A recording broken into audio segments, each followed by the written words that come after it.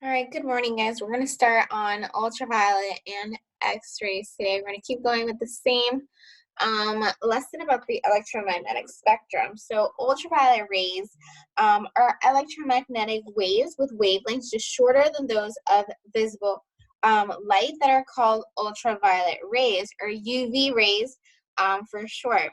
UV rays have higher frequencies than those of visible light and carry much more energy. Sunscreen helps protect skin and some of the sun's harmful UV rays. So pretty much this is just what we see out in the outside, right? UV, anything that's coming from the sun, which are ultraviolet rays. Now X-rays, on the other hand, are electromagnetic waves with wavelengths shorter than those of ultraviolet rays are called X-rays. So because of their high frequencies, X-rays carry much more energy than the ultraviolet rays and can penetrate most matter.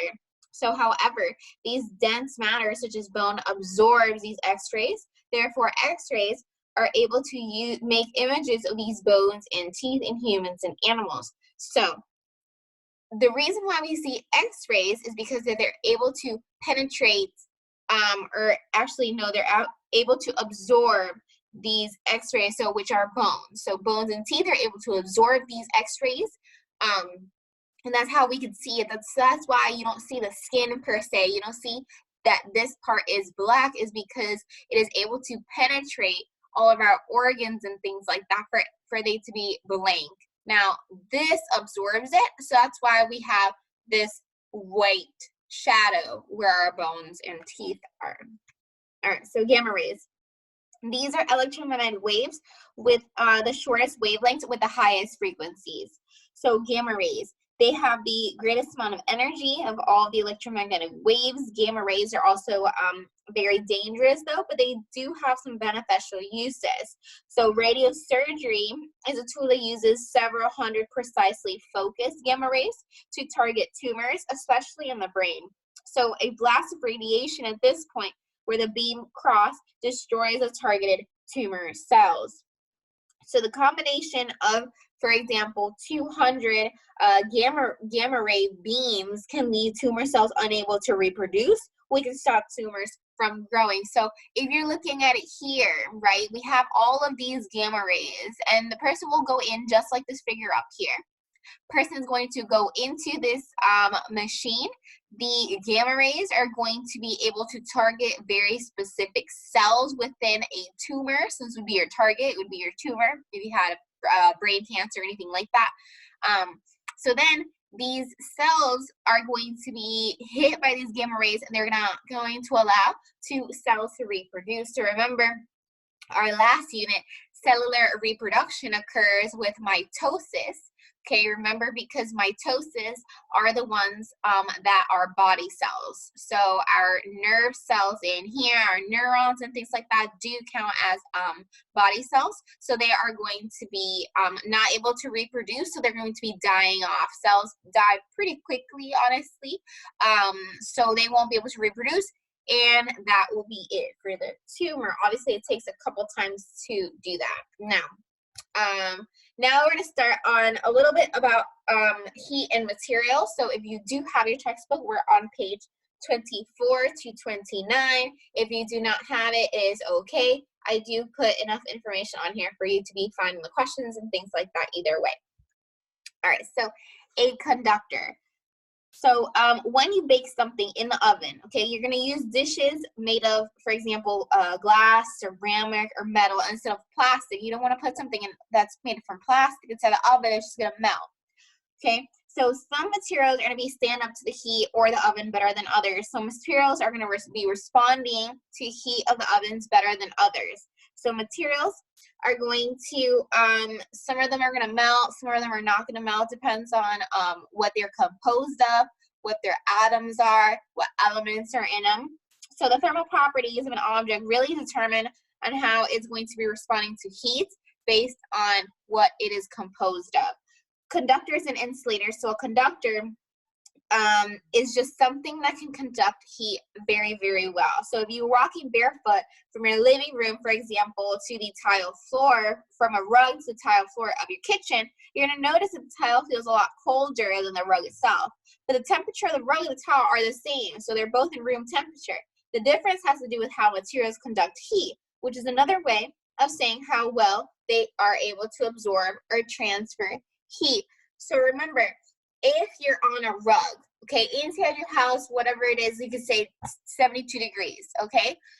So inside your house, your tile is going to be a lot cooler because it is not going to, it's going to be a conductor, okay, because it's going to be easily transferred all these particles, and it's going to be cold in a comparison to carpet that is not a very good conductor, okay? So metals such as silver are good conductors though. So some materials are good conductors because of the particles they contain and how those particles are arranged. So a good conductor, such as the tile floor, is going to feel cold to the touch because heat easily transfers out of your skin and into the tile. So remember, our skin and our feet is going to be a lot warmer than our 72-degree house because the normal body temperature is around 98.6. So remember, heat is going to always move from hot to cold at all times. However, heat also transfers out of the conductor very easily though. So a metal flagpole is going to feel much hotter on a summer day than a wooden pole in the same place because heat easily conducts out of the metal pole and into your hand. So same thing as we said before, heat is going to be traveling from hot to cold. So the flagpole is going to be a lot hotter than a normal body temperature. So that heat is going to be transferred out of the flagpole into our hand and possibly burn us. Okay, so a wooden pole though in your living room rug are going to both be something called an insulator. So it's going to be a material that does not conduct heat well. Other good insulators include air and wool. So for example, wool blankets slow the transfer of heat out of your body. So same thing, if you are in a very cold room, let's say you sleep with your house 68 or something like that, and then you have your blanket made of wool or whatever blanket is, your blanket is not going to be allowing all of this heat to go away. So it's going to be an insulator. It's going to keep you warm at night. So specific heat. So imagine running across hot sand towards the ocean. Okay, so you'd be running to the water's edge, but you don't get any farther. The water's too cold. Okay, how can the sand be so hot and then the water be so cold? So after all the sun heats both of them up at the same temperature, the answer is that the water requires more heat to raise its temperature than sand does. So when a substance or material is heated, for example, its temperature is going to rise. But the temperature does not rise at the same rate for all materials. The amount of heat required to raise the temperature of a material depends on the material chemical makeup. So different materials are going to be requiring these different amounts of energy to have the same temperature increase. So this is called our specific heat. So the amount of energy required to raise the temperature of 1 kilogram of a material by 1 Kelvin. Kelvin is a unit of measurement just like Fahrenheit and Celsius would. It's called specific heat. It is going to be measured in joules per kilogram Kelvin, where Kelvin is a measurement of temperature. A material with a high specific heat can absorb a great deal of energy without a great change in temperature. So if material's temperature changes, you can calculate this how energy changes with a formula. So the formula is energy change equals mass times specific heat times temperature change. So you can think about it like this. So we have water, right? You're running from the sand onto the shore, so onto the beach itself, onto the water. So from the heat or from the sand is going to be a lot hotter because the specific heat is a lot lower. So if the specific heat is low, then the material can be a lot hotter than the surroundings. So water, or the salt water, has a very high specific heat. So it takes a lot more energy to be able to get the material to become hot. okay? Thermal expansion makes is very, very easy to understand, because if you loosen a jar lid, okay, you can hold it under a steam of hot water. So this works because the metal lid expands more than the glass does as it gets hotter. So for example, if you have to open, let's say, a pasta sauce jug, okay, all you need to do, if you cannot untwist it, you're gonna put the pasta jug under some hot running water. Then the lid is going to expand more than the glass, so it's going to be easier to untwist. And that is going to be our thermal expansion, because it depends on what the material is composed of, just like everything else. So as the thermal energy of the matter increases, the particles usually are going to spread out, causing the substance to expand. So this is true for almost all types of matter. The expanding of matter is what the heated is called thermal expansion. So when matter is cooled, the opposite is usually going to happen.